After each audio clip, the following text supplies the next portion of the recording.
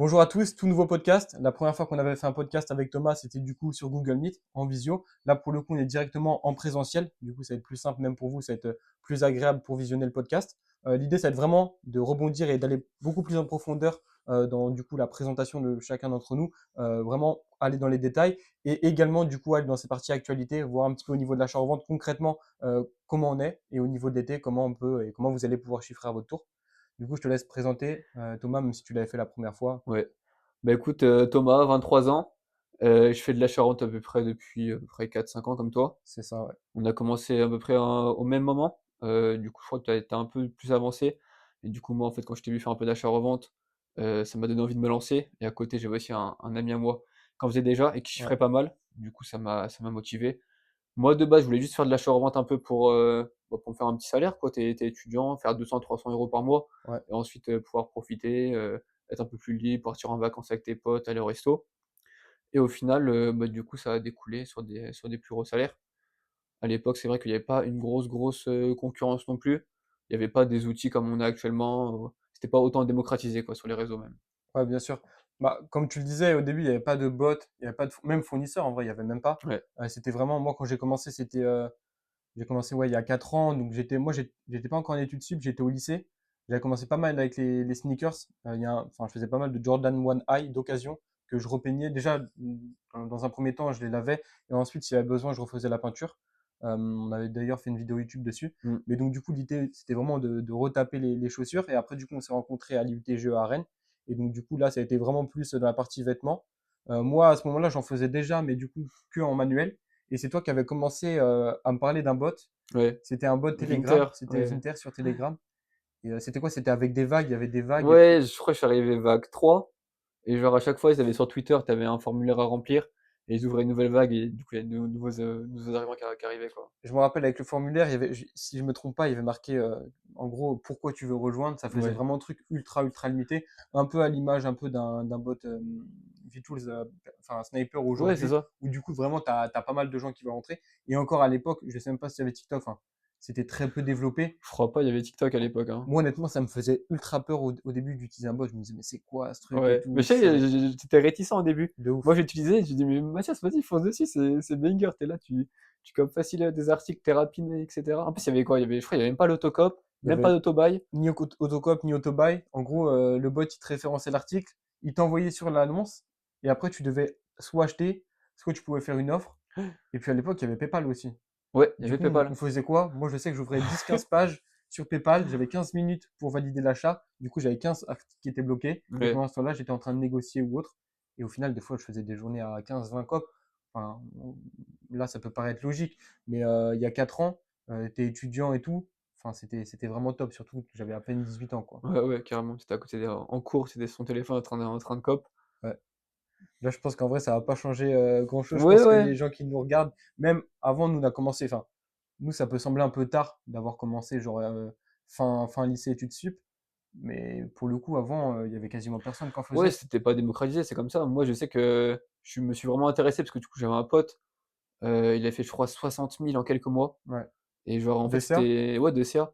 Et c'était genre l'époque où genre les The North Face, ils se revendaient genre limite prix retail. Ouais. Et du coup, bah, il y avait vraiment la grosse hype avec tous les influenceurs qui en portaient, etc. Mm. Les trucs, il les touchait 50 balles, il les revendait 200, 240. Ouais. Et du coup, tu faisais des gros chiffres et du coup, bah, ça m'a hypé à me lancer. Et du coup, je me suis lancé un peu comme tout le monde, hein. On a commencé un peu avec les basiques, le Ralph Lauren, etc. Ouais. J'ai acheté mes petits polos Ralph Lauren à 5 euros alors qu'on était encore en hiver. Ouais. Que je me retrouve avec un gros stock de Ralph Lauren. Mais ouais, du coup, d'ailleurs, je pense qu'il me reste encore des polos Ralph Lauren de cette époque. Mais ouais, du coup, très intéressant. Et ça, au fur et à mesure, dans tous les cas, ça s'est démocratisé, quoi. Ouais, bah après, c'est sûr que forcément, ça évolue depuis, enfin, énormément. Genre, déjà, maintenant, on voit bien, nous, avec la création de contenu, etc., qu'on fait, au lieu d'avoir des gens de 18-19 ans comme nous, on était avant, maintenant, c'est bah, des gens de 15-16-17 ans. Mmh. Surtout Encore plus jeune, des fois, ouais. Ouais, voilà. Donc c'est vrai que déjà, tu as une différence par rapport à ça. Donc du coup, la méthode de travail est différente. Même aussi, le fait d'être, comment dire, d'être majeur ou non, enfin, ça va varier. Je sais que nous, au début, enfin, moi, quand j'ai commencé, les notions de micro-entreprise, société, etc., Ouais. je connaissais rien. Donc forcément, je faisais ça un peu à la volée. Et en fait, après, bah, tu comprends, même il n'y avait pas de enfin, le contenu, entre guillemets, enfin, c'est pas quelque chose qui m'intéressait plus que ça. Moi, je vendais mes trucs de mon côté, je pensais que c'était normal. Enfin, normal, je pensais qu'il y avait pas besoin de se déclarer ou autre. Et après, quand tu arrives en études sup, du coup, même vu que c'était en GEA, bah, tu commences à prendre certains statuts de société, la micro, et Mmh. donc du coup, derrière, tu crées ta micro. Et c'est vrai que du coup, l'avantage que tu as, c'est aussi d'avoir l'ACRE. L'ACRE, ça m'a bien aidé au début, quoi. Tu m'étonnes, tu m'étonnes. Bah, ce qui est intéressant, c'est que du coup, à l'époque, il y avait pas vraiment les réseaux. Du coup, Ouais, pour, en fait, c'est un peu tu testais, tu voyais si ça marchait et à ce moment-là, bah, tu avançais un peu, tu te développais en l'achat-revente. ouais, Alors que maintenant, tu as pas mal de notions sur les réseaux. Je pense, vous voyez, tout le monde qui parle de fournisseurs, des gens qui donnent des tips, que ce soit sur les niches ou sur d'autres stratégies, d'acquisition ou de vêtements en soi. mm, Et du coup, ça, c'est entre guillemets «un boost» parce que, c'est bénéfique parce que les gens qui s'y connaissent pas trop, ils retrouvent pas mal de contenu sur les réseaux. À mm, l'époque, c'était quoi? Il y avait un peu de Twitter avec, des mecs, comme Veni ou des petits noms comme ça, mais sinon il y avait pas grand-chose, quoi. C'est tout le monde se développait un peu à sa manière et sinon c'était un peu ton réseau, quoi. ouais, Tu parlais avec des gens dans la communauté, tu donnais des tips et ça se développait, comme ça. Est-ce que mm, toi, du coup, tu arrivé dans le resell du coup de sneakers, tu faisais de la restauration, mais ouais. ça, la restauration, c'est venu d'où? Genre, comment t'as appris? Bah, du coup, moi, j'avais surtout un très bon pote à moi, Sinclair, qui était du coup co-gérant d'un magasin de sneakers à Rennes. Ouais, Et donc, du coup, bah, en fait, je voyais ce qu'il faisait. Il commençait à créer du contenu sur les réseaux, etc. Et moi, j'aimais déjà tout ce qui était sneakers, etc. Même si en vrai, je suis un peu un rat, on va pas se mentir. Mais du coup, le fait, tu vois, tu vois une application qui coûte peu cher, où tu peux acheter des produits qui sont authentiques. La contrefaçon, je pense qu'il y en avait beaucoup moins qu'à l'heure actuelle. Donc du coup, derrière, bah, fallait quand même faire attention, mais c'était plus accessible. Bah, déjà, c'était dans un premier temps pour acheter pour moi, restaurer, porter. mmh, Parce que bah, à l'époque, les Jordan 1 High, ça coûtait super cher. C'était un peu comme la mode aujourd'hui. Enfin, en vrai, aujourd'hui, il n'y a pas vraiment une paire qui sort du lot, comme par exemple l'époque des Dunk ou des Jordan 4. Mais c'était vraiment. Enfin, moi, j'avais envie de porter des grosses paires. Donc déjà, dans un premier temps, je portais pour moi. Et derrière, du coup, j'ai vu que bah, ça marchait non seulement pour lui, il y avait d'autres gens qui en faisaient sur les réseaux. Donc j'ai continué progressivement. Après, j'ai jamais eu une explosion fulgurante au niveau de la sneakers. Ça a quand même été assez stable. Et après, quand j'ai commencé à faire des vêtements, là, j'ai beaucoup plus apprécié. mmh. Déjà, ça te prend moins de temps. T'as pas besoin de restaurer ou autre. Après, tu as moins ce côté kiff vêtements, je trouve, que la sneakers, c'est un peu truc de collectionneur. Ouais, ouais, Là, tu vas chercher plus de volume, mais au niveau financier, j'ai trouvé que c'était largement mieux. J'avais pas un capital infini. Comme je disais, fin lycée, début études sup. Donc j'avais quelques milliers. Enfin, je bossais en tant que caissier en parallèle à Super U. Tout l'argent que je faisais, je la réinvestissais dans ce business-là. Mais ça a été vraiment du coup d'abord la sneakers qui m'a fait découvrir un petit peu ce monde global du resell et ensuite du coup les vêtements qui sont arrivés quoi. ouais. Mais du coup, quand, toi, tu fais beaucoup sneakers, mais tu faisais de la partie surtout seconde main, c'est ça? Ouais, bah, en fait, j'ai fait en grande majorité de la seconde main. Et après, comme tout le monde, je pense un petit peu, il y avait l'appli SNKRS qui existe Ouais, toujours. Et donc, du coup, tu te lèves à 9 heures et tu copes.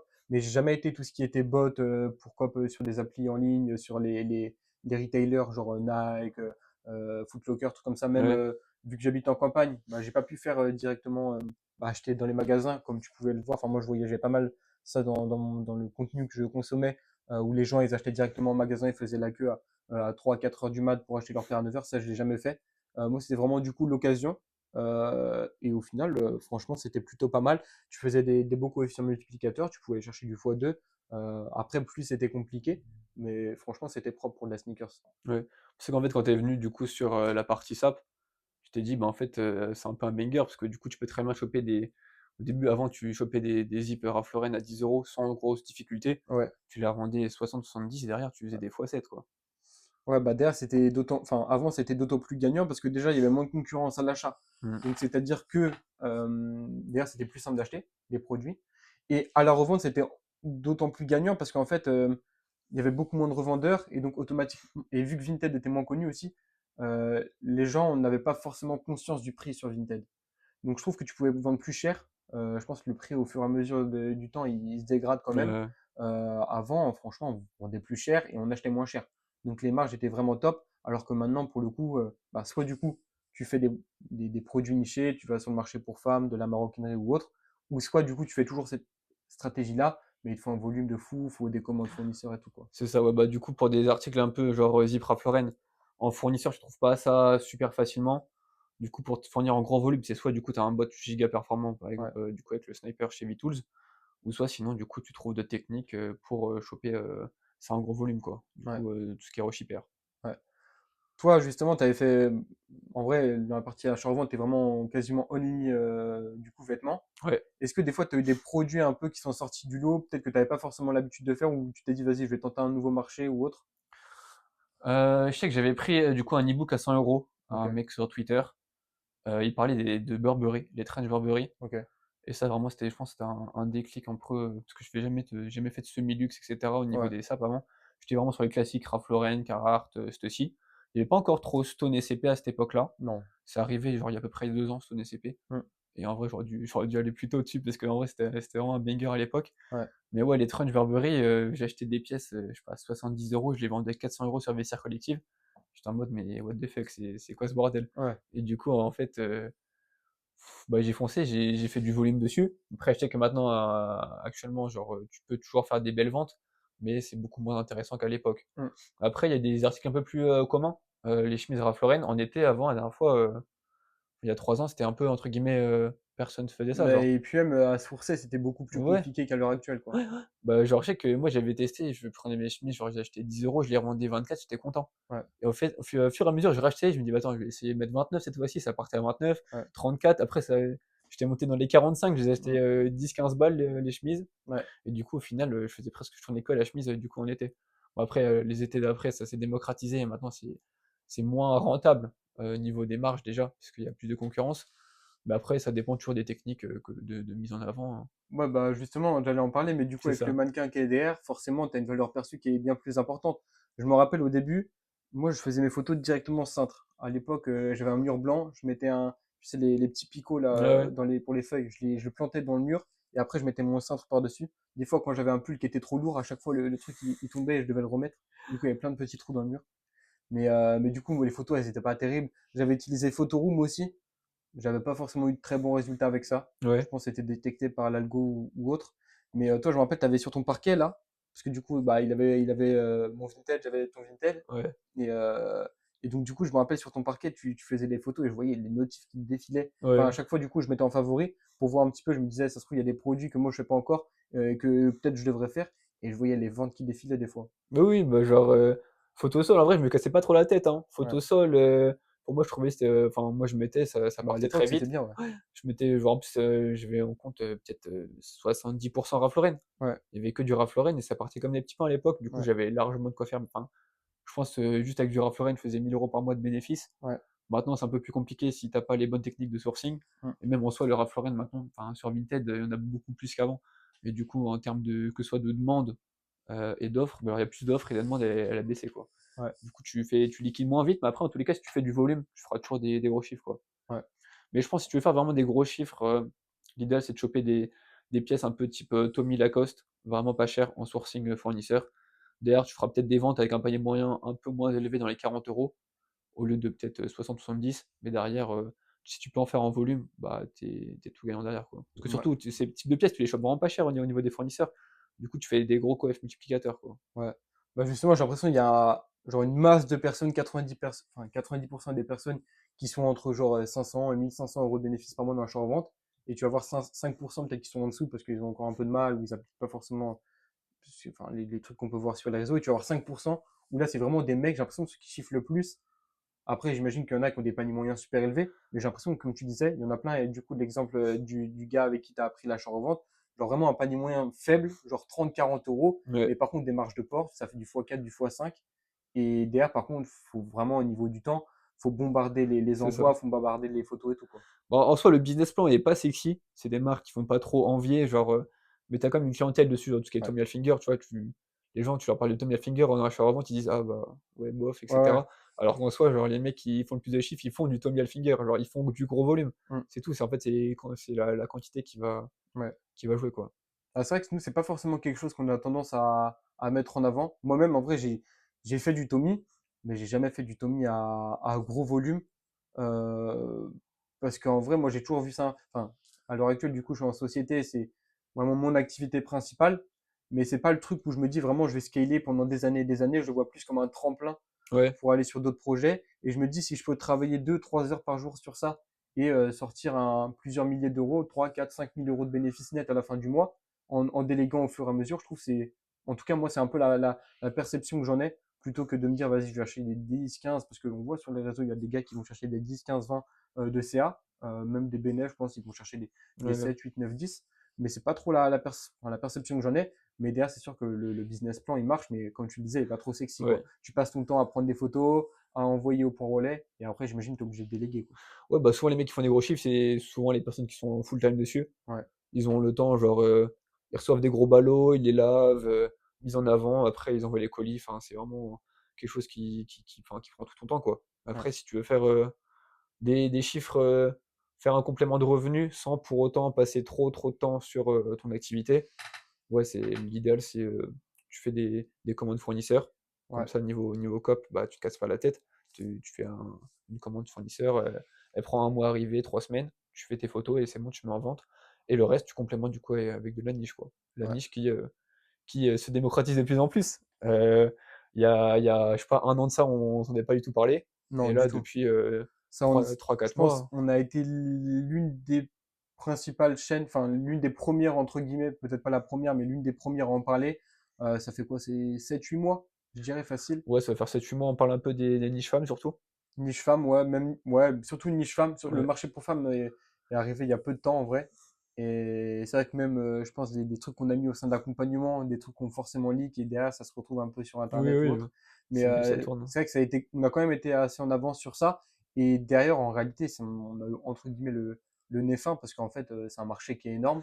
Ouais, Et en réalité, là, on parle du marché pour femmes, mais il y a tellement de trucs. Là, par exemple, j'étais en appel avec une dame hier, elle faisait des livres. Donc pour le coup, c'est un marché qui est totalement différent. La mise en avant du produit ou autre, on s'en fout totalement parce que les gens ils vont aller chercher tel livre. Enfin, ils vont chercher vraiment un produit spécifique. Et pareil, là, c'est un truc, nous, on va pas penser à le faire. ouais, La majorité des revendeurs, c'est des gens de 18 à 25 ans. Franchement, nous, on est là. Pour la plupart, on vend des produits qu'on pourrait porter. Mais du coup, là, je parle de produits, mais on ne pense pas à faire de l'électronique, des meubles ou autre, alors qu'en réalité, le marché, il est énorme. Et je pense qu'au fur et à mesure, si tout le monde veut rentrer autant dans le marché de l'achat-revente, il va falloir que derrière, il se développe et il s'élargisse de plus en plus, comme à l'heure actuelle, quoi. ouais, parce que là, du coup, la majorité font de la streetwear. Ouais, Streetwear, Ralph Lauren, Tommy, Lacoste et cetera. ouais, Ça reste des produits, qui marchent, mais du coup, il y a de plus en plus de concurrence. Alors qu'en soit des marchés comme, la femme, je pense que le marché du vêtement chez la femme est bien plus énorme que le marché, mm, entre guillemets «pour une clientèle», qui est entre 15 et 25 ans. mm, Genre la femme, c'est elle elle a un bon pouvoir d'achat, achat compulsif, derrière avec la fast fashion, ça tourne beaucoup et des fois, il y en a qui vont chercher du coup des produits un peu plus qualitatifs et à ce moment-là, tu retrouves des marques très intéressantes, chez la femme, mais pas que la femme en soi, même, tout ce qui est maroquinerie, tout ce qui est ouais. chaussures pour les femmes et cetera, ça, c'est des marchés qui sont encore, très peu exploités, pourtant, il y a une grosse demande dessus, quoi. Ouais, bah pour tous les produits que tu viens de dire, que tu viens d'évoquer, en fait, on est surtout pour des femmes, des clients de 30 à 40 ans à peu près, ou même 25 si on veut voir plus large, 25, 45 ans, admettons, qui sont déjà, ils n'ont pas forcément de problème avec Internet.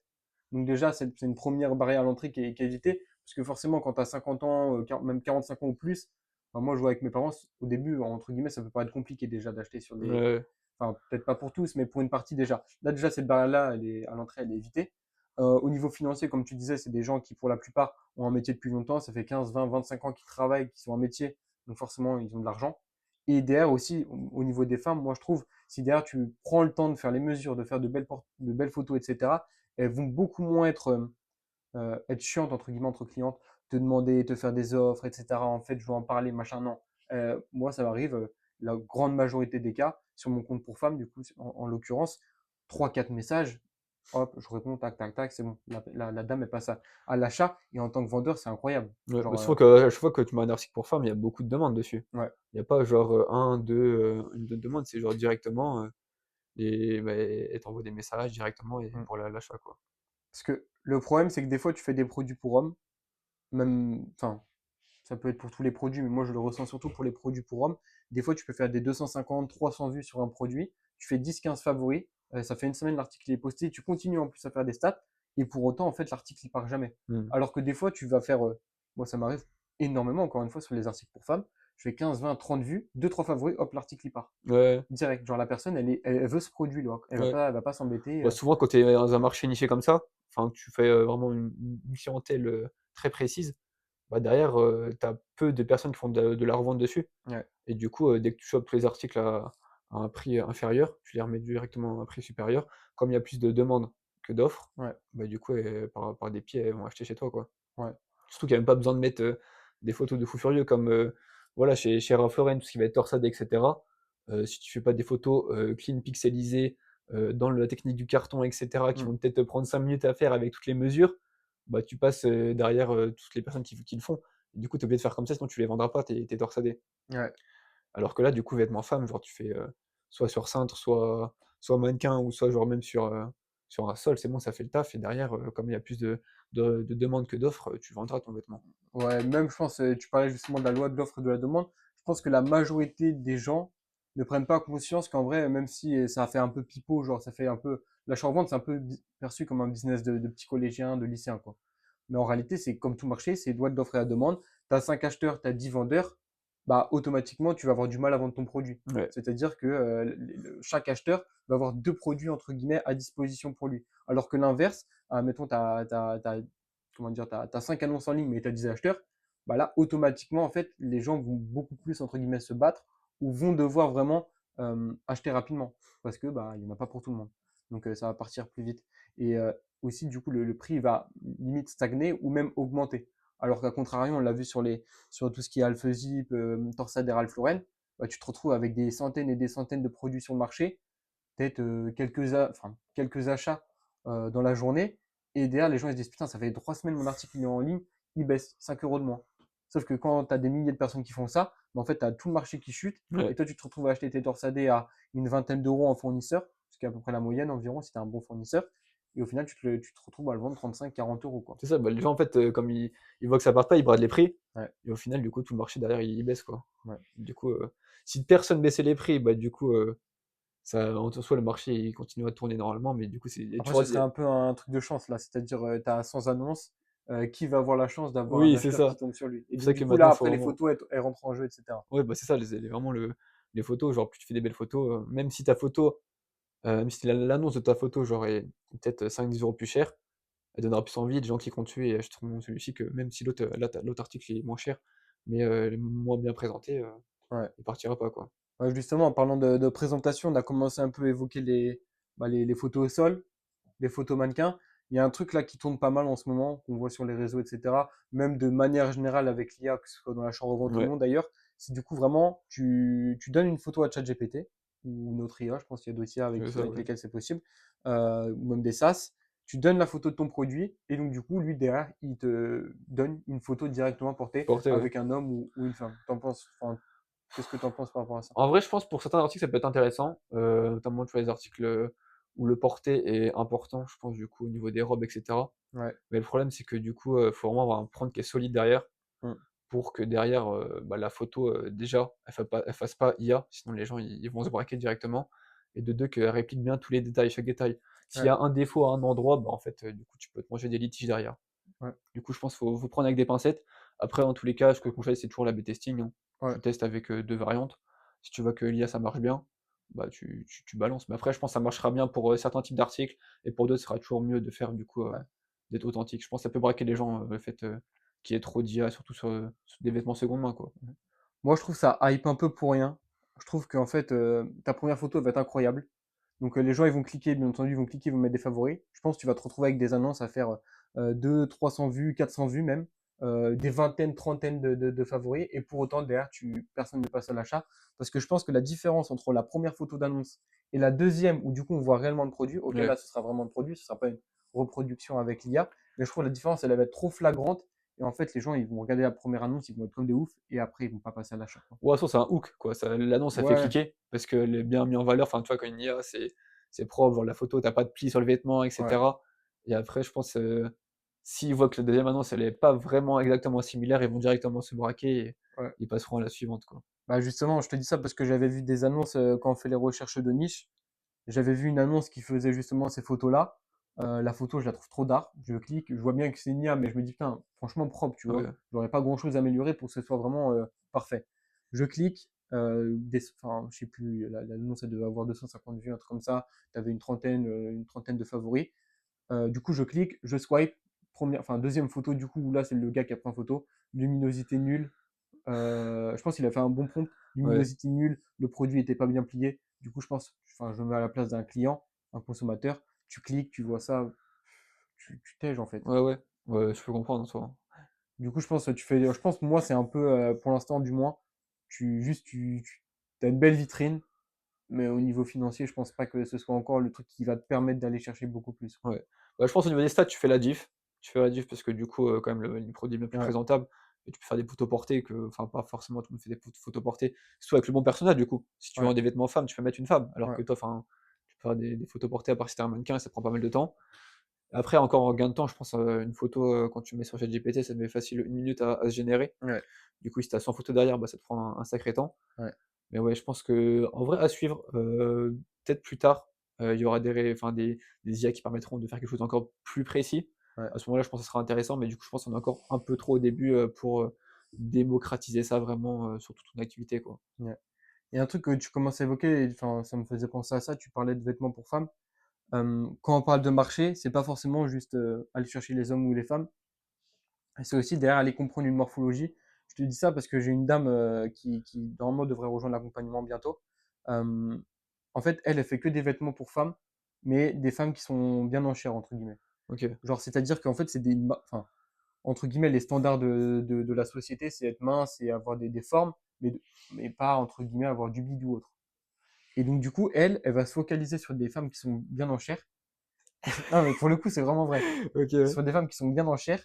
Et sauf que derrière, en fait, elles sont complètement oubliées de ouf, genre sur Vinted. Genre du Genre, XL, XXL? ouais, il y OK, a, au il y a niveau des personne tailles. qui vend ça. OK. Encore pour hommes, ça arrive. Mais pour les femmes, il y a très peu de femmes qui vendent ça. Alors que pour autant, derrière, bah, elles aussi, tu vois, Ouais, elles bien ont pas sûr. envie d'acheter que du neuf. Donc forcément, derrière, elles vont acheter.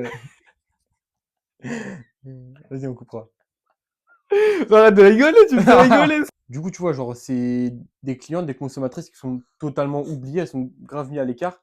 Et pour autant, derrière, en fait, tu peux faire du bénéfice à fond, tu vois. Oui, Genre, clairement. c'est comme tout. Genre, je pense, moi, j'ai jamais fait marché pour enfants.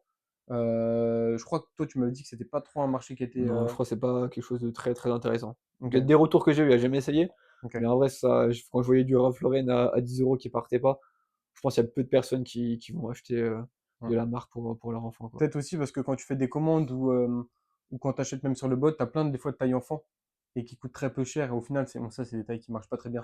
Donc, ouais, je pense pas que ce soit un marché pour l'instant. Ou peut-être pas forcément en vêtements. Peut-être, je sais pas, sur les jouets ou autre. Là, on connaît rien en soi. Ouais. Mais peut-être que sur ça, c'est plus intéressant. Dans tous les cas, comme tu disais, toujours faire un test. Tu mets un maximum d'articles en favori, ceux qui se statent le plus. Ou aussi, tu as des prix élevés quand même. L'idée, c'est pas forcément d'avoir une niche qui se vend à 20-25 € et que tu achètes à 5-10 € parce que sinon, tu fais quoi, 10-15 € de marge. C'est bien, hein, mais bon, l'idée, c'est aussi de Ouais, pour travailler un début, c'est efficacement. bien pour se lancer sa trésorerie et faire tourner. Ouais, si t'as pas énormément, c'est pas mal. Mais après, si derrière, tu veux faire, 1 heure de travail par jour pour avoir, dégager un revenu confortable, faut pas faire ce genre de pièce, quoi. Ouais, du coup, tu disais, que enfin, du coup, le positionnement de la personne que tu as eu en appel, Ouais. faisait vraiment toutes les grandes tailles, que des grandes tailles, du côté des femmes. En fait, je trouve ça c'est un peu également la même chose, au niveau des hommes, notamment, du coup, par exemple, les chemises Ralph Lauren. Mm. Les grandes tailles sont limite plus liquides que des tailles qui vont être inférieures en SM. Parce qu'en fait, du coup, il y a moins d'offres, les gens évitent un peu ce genre de taille et du coup, au final, des fois, je me retrouve à vendre des chemises bien plus rapidement, en grande taille, homme Ralph Lauren, alors que des fois, des tailles, plus basiques, elles prennent plus de temps à partir, quoi. Ok, mais donc du coup, tu fais quoi pour les photos? Tu fais photos directement, par exemple, sur une table en bois comme Moi, je ça? fais, photo centre. J'aime bien les photos centre au niveau des chemises, un petit fond blanc. Ok, donc par exemple, tu mets contre ton mur? C'est ça. Ok, ok. Bah justement, enfin, moi, je fais jamais pour les chemises, mais ok, donc cintre, photo, enfin, fond blanc, belle luminosité. C'est ça. Mais donc du coup, enfin, la majorité du temps, tu fais chemise blanche ou? Non, chemise, rayée, carreaux et cetera. Ok, Après les carreaux, c'est un peu moins liquide. Après ça dépend des modèles. Des fois les uni enfin tout le monde dit, les unis, c'est les coloris, les catégories d'articles les plus liquides au niveau des chemises, alors que je pense, c'est les rayés qui partent le mieux, quoi. ouais. Bah en fait, le uni, il y a que ça maintenant. Quand tu vas en fourni, par exemple, là, j'ai fait deux commandes de 50 lots, enfin de 50 chemises. En vrai, il y a que de l'uni. Après, carreau, ouais. Franchement, bah, là, derrière, on a une en carreau comme ça. Ça, je pense, je vais pas la vendre très très cher. Après, c'est vrai que derrière, quand elle est rayée juste avec des rayures, Ouais, après ça reste un beau coloris. Après, du coup, et tu vois, les techniques, hein, techniques du coup listées chez les femmes. ouais, Les chemises, ça marche énormément, genre le mood un peu Pinterest, all money. Du coup, tu rentres dans le pantalon et la chemise. Tu vas mettre des tailles XL, tu les fais vendre du coup en L, voire M femme. Alors que du coup, logiquement, tu listerais ça du coup en ML chez les hommes, quoi. ouais, Et tu vois, même au niveau des. Enfin, j'ai essayé. Au niveau des statistiques, tu fais 3 fois plus de vues en listant une chemise chez les femmes, avec ces techniques-là, bien sûr. Il faut bien respecter toute la DA derrière. ouais, Mais tu fais 3 fois plus de vues et logiquement, genre, tes ventes, tu vends beaucoup plus côté femme, quoi. ouais.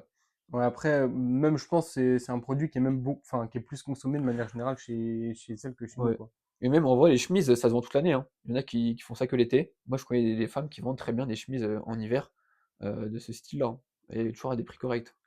Ouais, je pense que si ce qui joue, c'est que du coup, vu que moi, le premier, je me dis ça part que l'été, bah forcément, du coup, quand 95% des revendeurs se disent ça, bah après, elle est tout seul le long de l'année. Sinon, moi, je vois trop de personnes, en fait, vouloir se lancer dans l'achat-revente, mais pas savoir par où commencer. Du coup, utiliser, entre guillemets, les réseaux comme, comme un peu comme méthodo à Ouais, respecter derrière pour se lancer en achat-revente. ok, Je trouve que c'est pas la bonne chose à faire.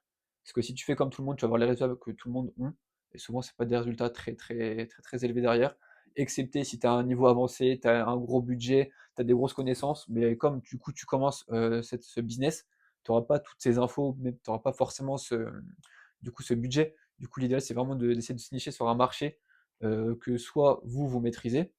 Genre, moi, je connais des gens qui font des beaux chiffres quand même dans des niches spécifiques, que ce soit peut-être, je sais pas, l'équitation, des sports en particulier, tout ça. ouais, Je pense que si tu te niches dans une niche et que tu te fais entre guillemets «expert» de cette niche, il y a des beaux chiffres à faire que tu feras pas forcément en faisant comme tout le monde sur de la streetwear.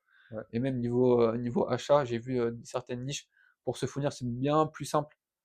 Tu peux même te fournir juste sur Vinted, tu pas forcément besoin de bots. Si tu pas le budget pour, hmm, à attribuer, tu auras juste du temps du coup à attribuer à la recherche de niche, recherche de marques, catégories de vêtements qui se vendent bien et derrière du coup, mettre, entre guillemets, tes niches de côté sur un petit papier et du coup tu fais tes filtres sur ton Vinted, hop, tu fais de temps en temps dessus, tu fais tes premiers achats et tu vois comment ça part et en ouais, fonction de ça, tu creuses la niche. ouais, En plus, il y a plein de niches techniques, qui coûtent cher, hein.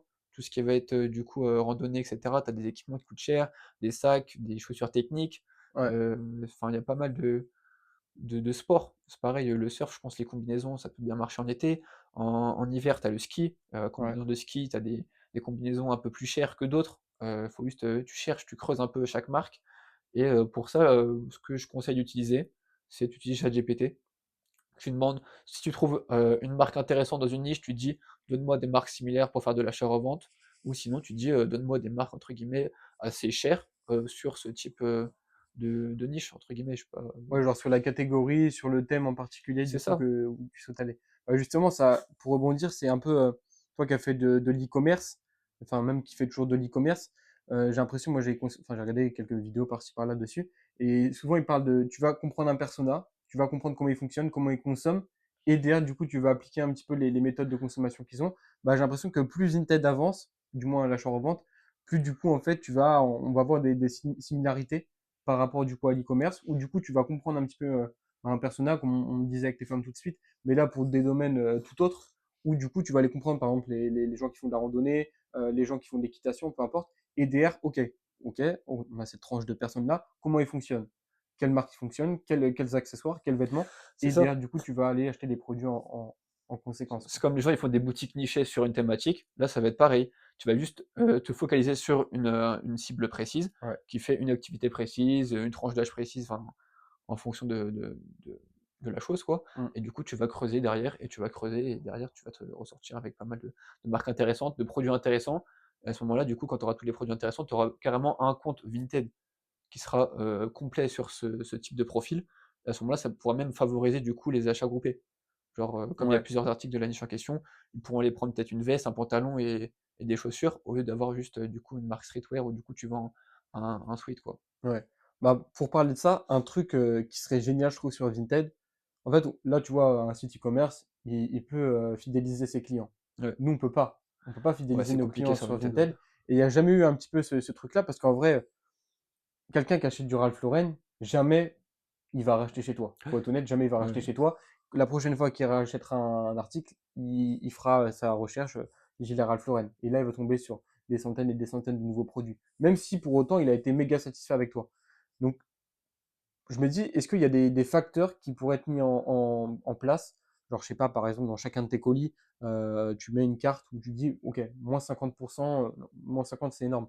Mais moins, je sais pas, moins 20% ou autre. Ouais, Mais je pense, en vrai, je pense que ça changerait rien. Je sais pas, en fait, comment tu pourrais euh, mettre quelque chose en place. Mais moi, j'ai déjà essayé des trucs, ça va pas marcher. Mais mettre des choses en place qui te permettraient derrière, OK, tous les clients que tu as satisfaits, admettons, tu as 500, tu as 1000, tu as 2000 évaluations. Sur ces 2000 évaluations, tu as peut-être 1200, 1300 ventes.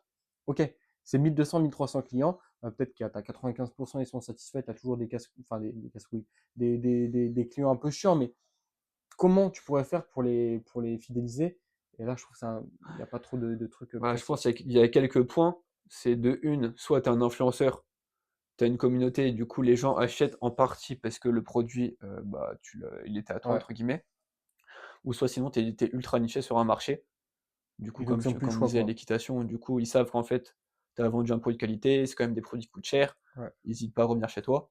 Ou soit sinon, du coup, tu vends du «luxe» entre guillemets Mm. et ils te font confiance parce qu'en fait, sur Vinted, tu as énormément de luxe, mais tu as énormément de fake. Ouais. Alors que toi, si tu as une boutique enfin, tu es en pro, tu as une boutique qui est belle, tu as 300 articles, ils sont bien présentés, tu as quand même un branding intéressant, enfin, un certain professionnalisme, seront plus aptes à venir vers toi pour acheter du luxe puisqu'ils sauront, entre guillemets, que il y a plus de chances que ce soit authentique Ouais. qu'aller chez Monsieur Tout le Monde qui vend son sac Louis Vuitton à 100 euros, quoi. Ouais, donc au final, du coup, si on veut, entre guillemets, fidéliser ses clients, alors qu'en vrai, on ne le fait pas vraiment, c'est vraiment aller peut-être sur des produits, des marchés où il y a une barrière à l'entrée qui est bien plus importante, que ce soit au niveau financier et aussi, surtout, même au niveau de l'authentification, comme tu le disais, là, pour les sacs, pour les produits, peu importe, des produits qui coûtent 300, 400 euros, Ouais. qui coûtent cher, une fois que la personne, elle est satisfaite, elle sait que tout est authentique, tout est carré, derrière, en vrai, bah, bien sûr qu'elle va revenir chez toi. Mis à part s'il y a des centaines de comptes qui sont vraiment carrés ou autres, mais c'est vrai qu'elle aura beaucoup plus tendance à repasser chez toi avec une consommation du genre avec des produits vraiment assez chers plutôt que du Ralph Lauren où là il y en a pour Ouais. tout le monde quoi. Bah, je pense qu'il y aura plus de chances et encore, moi, je pense, enfin, ça, c'est des facteurs, tu mets tout en Ouais, place pour ça que va la personne gagner quelques revienne, pourcents quoi. mais je pense la grande majorité, ils reviendront jamais sur son compte. Ouais. C'est vrai que c'est par rapport à ça, ils m'ont jamais proposé ouais, de solutions ou autre. Je pense en vrai dans tous les cas, ils n'ont aucun intérêt à le faire. Ouais. Euh, Sinon, il y a un dernier point que je souhaiterais qu'on aborde, c'est le reshipping en Angleterre. Ouais. Je sais que toi, on avait commencé à le faire à peu près en même temps quand on était en Asie, du coup, où on avait tous les deux, pardon, chacun de notre côté délégué l'achat-revente. Euh, Comment toi, tu as appréhendé un petit peu ce marché-là? Quelle méthodologie tu as mis en place? De la première étape où tu dis, voilà, je vais aller chercher des trucs sur le marché anglais, à du coup envoyer les colis là-bas, les renvoyer en France. Voilà, concrètement, comment tu as fait? Alors, je connaissais un peu les process, enfin, pas les process, mais le système, c'est genre, tu achètes sur le Vinted UK, Ouais. tu envoies à une personne, la personne le renvoie en France. Mm. Du coup, j'ai fonctionné à peu près en différentes étapes. Je me suis dit d'abord, il faut que je trouve une personne de confiance qui est au UK. Du coup, ce que j'ai fait, j'ai demandé à ChatGPT, il m'a donné différentes idées. Je suis allé sur différents réseaux, des forums, des groupes Facebook. Et au final, du coup, je suis allé sur Reddit, sur différents airplaces, c'est ça comment on appelle, c'est une sorte de groupe en fait où les gens échangent sur un sujet en particulier. Et du coup, je suis sur différents groupes où du coup j'ai postulé, enfin, une sorte de message pour dire que je cherchais une personne sous le nom de Shipper, parce que Ouais. certaines personnes y connaissent, enfin ils se reconnaissent directement, et qui proposent ces services en fait, tu envoies chez eux, et ensuite ils te renvoient en France. Ouais. Souvent c'est pour des articles qui sont pas forcément disponibles dans ton pays, Ok. dans des sortes de drops de vêtements ou d'articles qui vont pas sortir forcément en France, ils vont utiliser ça. Et du coup, ça arrive que certaines personnes fassent ça pour, du coup, pour Vinted. Ouais. Suite à mes différents messages, j'ai eu quelques propositions de personnes. À ce moment-là, tu creuses avec les personnes, parce qu'il faut même avoir assez confiance en elles, Ouais, bien parce que tu vas sûr. quand même envoyer quelques centaines, voire milliers d'euros Ouais. d'articles dès le début. Du coup, tu essayes de voir leur professionnalisme, leur prix. S'ils ont déjà des clients, c'est plutôt intéressant, parce que du coup, tu sais que le fonctionnement marche déjà, quoi. Ouais. Et dès que j'avais ça, ensuite la problématique c'était du coup, comment créer un compte au UK et cetera. Du coup, j'ai fait un peu de différentes stratégies, Ouais. avoir un numéro de téléphone on-off, VPN, créer un compte là-bas. Même avec toutes ces dispositions, j'ai réussi quand même à me faire bloquer assez rapidement. Ouais. Parce qu'en fait, quand tu es UK, tu programmes ton bot au UK, en fait, c'est comme si tu revenais 3 ans en arrière dans l'achat-revente. Ouais. Tu as des articles Stone Island qui pop à 20 livres, tu vas dessus, ils sont en ligne depuis 5 minutes. Mmh. En fait, tu veux tout acheter et Bah, c'est le vrai que là, tu sur le marché là, tu arrives avec 1000 balles. Franchement, tes 1000 balles, ils durent que quelques jours, hein. oui, oui, Je me rappelle la première fois, les Stones à 20 livres, parce que du coup, c'est en livres. Du Ralph, des Alpha Zip à 10 balles, des gilets même à 10 balles, du blanc, du gris, des très bonnes il y avait des couleurs. ensembles, des Sans parler doudous, niche, genre ouais, vraiment rien que les produits concurrentiels, tu les achètes quasiment 2 fois moins cher que sur le marché ouais, français. Après, déjà en livre, quand tu 20 livres, ça équivaut à peut-être 24-25 euros, ouais, c'est vu que le ça. livre est plus important. Après, du coup, il faut compter l'envoi pour aller chez ton shipper. Souvent, c'est 4-5 €. Et En fait, c'est après, du 3 coup, il livres, ouais, faut que le colis arrive en France. c'est Donc, ça. malgré tout, ça reste intéressant. Moi, je pense que quand tu arrivé dans un certain stade dans l'achat-revente, quand tu fais déjà, je sais pas, 1500, 2000, 3000 euros de bénéfices par mois, là, Ouais, tu peux commencer à le mettre en place. Maintenant, si vous êtes débutant, en vrai, c'est pas utile. C'est vraiment quand vous commencez faut à avoir un avoir. minimum de trésorerie, quoi. Si tu as 1000-1500 de côté, tu peux te permettre de faire ça parce qu'en fait, du coup, tu achètes, mais du coup, le temps que ça arrive chez lui, que lui ait assez de stock quand même pour te reship, il va pas te reship un article par un article. Ouais, Il faut même qu'il ait une vingtaine, trentaine d'articles. À ce moment-là, il te renvoie, du coup, après, c'est la durée de l'envoi, que ça arrive chez toi, etc. Du coup, faut quand même un minimum de trésorerie, un minimum, enfin, avoir un roulement avant. Tu vas pas directement te lancer dans un ouais, parce dropshipping, que quoi. sinon, tu as de l'argent qui est immobilisé sur une commande, du coup, qui fait le relais vers la France, en Angleterre vers France. Et Ouais, c'est un peu comme les gens comment dire, qui commencent dans l'achat-revente et qui claquent tout dans une commande fournisseur. ouais, Ils dépendent, ils ont 500 euros, ils dépendent tout dans la commande. Et au final, ils sont dépendants de cette commande-là. Et pendant 3 semaines, un mois et demi, ils vont rien recevoir. Enfin, ils vont attendre la commande. Ok, tant mieux quand ils vont l'avoir, bah, ils vont pouvoir commencer à vendre. Mais pendant un mois, ils pourront rien faire. Et encore, des fois, là, il y a plein de gens qui reçoivent 2, 3 mois après leur commande. ouais, Donc vraiment, c'est le pire truc à faire. Si vous êtes tout débutant ou même vous êtes encore jamais lancé dans l'achat-revente, prenez le temps de comprendre le marché, testez des produits à 10, 20, 30 euros. Et après, au fur et à mesure, quand vous aurez un plus gros capital, 1000, 1500 euros, même 1500, c'est l'idéal. Là, vous pouvez commencer à faire une commande fournisseur. Pourquoi? Parce que derrière, vous pourrez commencer à faire une commande fournisseur à 5, 6, 700 euros. Et pour autant, derrière, vous aurez quand même de l'argent à disposition pour faire des achats manuels ou même du coup c'est ça. via un bot, quoi. Parce qu'en fait, quand tu fais une commande fournisseur, derrière ton business il soit pas cassé, entre guillemets, il faut que tu puisses acheter puisque tu as plus de trésor.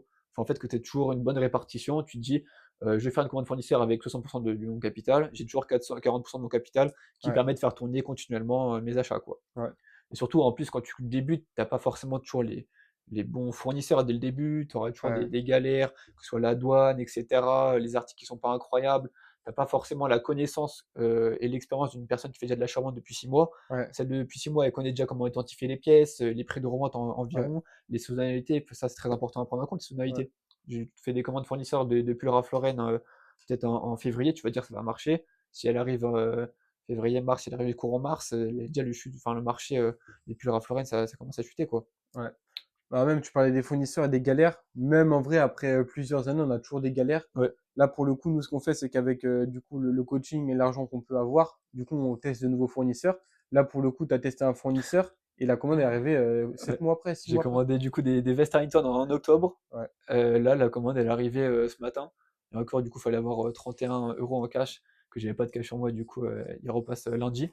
Mais ouais, du coup, ça a pris quoi, facile 8 mois. ouais, Et ces 8 mois, j'avais mis quoi? J'avais mis 1300 €. ouais, Du coup, il faut quand même avoir un capital ouais. derrière C'est solide sûr pour que pouvoir faire tourner la trésorerie entre temps. c'est ton capital de base. Ouais, Tu veux commencer l'achat-revente en octobre, tu fais ta première commande, elle arrive du coup 7, 8 mois après, mais en fait, t'es démotivé, tu te dis que tu t'es fait niquer, enfin, tu t'es fait scam, quoi. ouais, Genre, si 8 mois après, enfin, 6 mois, 5, 6, 7 mois après, t'as toujours pas reçu, tu dis que tu t'es fait scam, ce qui est normal, c'est un raisonnement logique, et en fait, tu la reçois, et au final, t'es très content. ouais, ouais. Mais genre, ça te plombe, quoi. Oui, bah, si tu débutes et que ça t'arrive ça, enfin, tu es juste démotivé, tu veux arrêter l'achat-revente, quoi. Du coup, c'est pour ça qu'on déconseille, excepté si, vous avez entre guillemets «un mentor» qui vous conseille, de faire une commande fournisseur parce que lui, c'est sans contact et cetera. Là, Ouais, pourquoi pas. Mais si vous testez un tout nouveau fournisseur, vous mettez tout votre capital, là, on conseille pas, non. ouais. Et Testez d'abord le marché, comprenez, voyez comment ça marche, quel ouais, type de produit vous pouvez faire en volume pour faire de la commande fournisseur. Et si, entre guillemets, tous ces points sont validés, vous avez réussi à trouver un fournisseur à peu près de qualité, quand vous testez un fournisseur, essayez de faire du handpick pour les premières commandes. Comme ça, vous êtes ouais, sûr à c'est peu ce que près j'allais dire, ouais. des pièces que vous allez recevoir Mmh, et passez par des plateformes sécurisées, mmh. du bail du coup de flic. S'il y a une galère, vous êtes avec le support, vous pouvez leur demander remboursement, et cetera, comment ça peut se passer. Et à ce moment-là, du coup, il ne devrait pas y avoir de soucis si vous respectez toutes ces étapes, quoi. Ouais, et à la limite, après, quand ta commande elle est validée, tu sais très bien que le fournisseur il est qualitatif. Pourquoi pas, pour de prochaines commandes, le contacter sur WhatsApp, essayer de C'est négocier les ça. prix pour pas aussi avoir le pourcentage qui est pris par flic et aider à du coup avoir de meilleurs prix. Mais dans un premier temps, vraiment, comme tu le disais, aller sur une plateforme sécurisée, vous avez une garantie derrière, bah, que si voilà, le produit n'est pas reçu ou alors il est dans un état pitoyable, parce qu'il n'y a pas que les colis qui sont, enfin, les scams où les colis ne sont pas reçus. Il y a aussi les colis où, par exemple, tu vas commander des articles. Nous, ça nous est déjà arrivé dans le passé, où du coup, ah, en fait, tu te retrouves avec une quarantaine, cinquantaine de produits et tu as 30-40% des produits qui sont soit tachés ou autres. Et ça arrive à tous les resellers. Ouais, Tu as des tonnes et des tonnes de vidéos où les gens ils disent bah, je me suis fait scam. Quoi. même les contrefaçons. En soi, flic, ils ont un système, contrefaçon, et cetera. Je suis déjà arrivé, d'avoir, 20-30 de mes pièces qui étaient fake, Ouais, alors qu'ils ont quand même un entrepôt où ils disent, vérifier, ouais, ouais. les contrefaçons. Du coup, toujours, même enfin, avoir l'expérience de connaître, savoir reconnaître les pièces fake du ou non, ça permet derrière de du coup de pas vendre du fake sur votre compte, Vinted, quoi. Ouais, bien sûr. Après, bon, quand on connaît le service client de Vinted, Ouais, c'est vrai que ça, faut en parler aussi. Le service client est catastrophique, quoi. ouais, catastrophique, mais du coup, faut tout mettre en place pour éviter, d'avoir des galères avec, quoi. Ouais, Parce que vous enfin, des fois, ça arrive de Vinted, enfin Vinted, il y a des milliers de contrefaçons qui sont vendues chaque jour, je pense. ouais. Mais enfin, si quelqu'un reporte que vous avez une contrefaçon sur votre compte, ils peuvent très bien bloquer votre compte et derrière, vous avez beau harceler le SAV que en fait c'est un authentique, parce que quand même ça arrive même sur Ah oui, des bah articles moi, ça m'est déjà authentiques, arrivé, ouais. énormément ça arrive. Et bah du coup, des fois ça arrive de bloquer votre compte. C'est pour ça que toujours quand on commence à avoir un certain step sur Vinted, toujours avoir des comptes de secours, pour ça différents téléphones, Ouais, les même comptes de la tourner avec famille, plusieurs comptes en c'est même ça, temps, ouais. quoi. Comme ça, si vous arrivez à un compte qui est down, vous avez 1 500 évaluations, l'autre qui a 0, ça sera plus difficile de Ah relancer un ouais, compte à 0 ouais, que, alors que si tu avais 2 comptes à 700 évaluations, quoi. ouais. Ouais, toujours. Et puis même, en vrai, ça a que des aspects positifs, le fait d'avoir plusieurs comptes. Tu peux toucher, et tu peux faire une idée différente sur chacun des comptes. Moi, je sais que j'ai un compte vraiment 100% sneakers, où du coup, ça va être que de la sneakers. Un qui va être 100% femme, un qui va être 100% homme. Sur chacun des comptes, tu vas vraiment du coup avoir quelque chose. Enfin, le client, quand il va voir ton produit, il va pouvoir aller directement dans ton dressing, il va avoir des produits qui correspondent à ce qu'il souhaite. Ça, Donc, ouais. automatiquement, que derrière, ça va être quelque chose de positif. La seule chose qui rentre en jeu, c'est que ça va prendre pas mal de temps. Je trouve pour la gestion, c'est un peu plus compliqué. Et, euh, et aussi, du coup, il faut avoir les prérequis de base pour avoir plusieurs comptes sans qu'ils soient bloqués, quoi. Ouais, ouais, c'est pour ça que je conseille pas forcément quand tu débutes, mais à un certain step, c'est toujours intéressant, même que ce soit, au niveau des niches. Tu vas pas mettre, toutes tes niches avec tes comptes où tu vends du Ouais. Ralph Lauren. Les gens, ils tombent dessus, ils te chopent toutes tes niches, derrière, bah, tu as plus de concurrence sur le marché, quoi. Mm. Alors qu'avoir un petit compte qui a pas énormément d'évaluation, mais si tu as des niches avec un panier moyen à 100-150 €, bah, tu les gardes pour toi, tes niches. Ouais, bien sûr. Bon, voilà un petit peu du coup pour ce premier podcast du coup physique avec Thomas. Il y en a d'autres qui vont arriver. Il y en a même sans doute qui sont déjà sortis avec un magasin de Rennes. Dans tous les cas, vous pouvez nous poser toutes vos questions dans les commentaires ou même du coup en message privé. Pour les personnes qui sont intéressées, on a un accompagnement. Voilà, vous avez la possibilité de réserver un appel totalement gratuit, totalement offert. L'idée, c'est vraiment de pouvoir préparer un plan d'action que vous allez pouvoir utiliser pardon, les prochaines semaines, les prochains mois. Il n'y a aucun piège durant l'appel. Dans le meilleur des cas, on sera amené à vous accompagner et dans le pire des cas, vous repartirez avec un plan d'action, avec une warm-up complètement personnalisée par rapport à votre profil. En tout cas, voilà, je vous remercie d'avoir visionné la vidéo et encore une fois, si vous avez des questions, n'hésitez pas.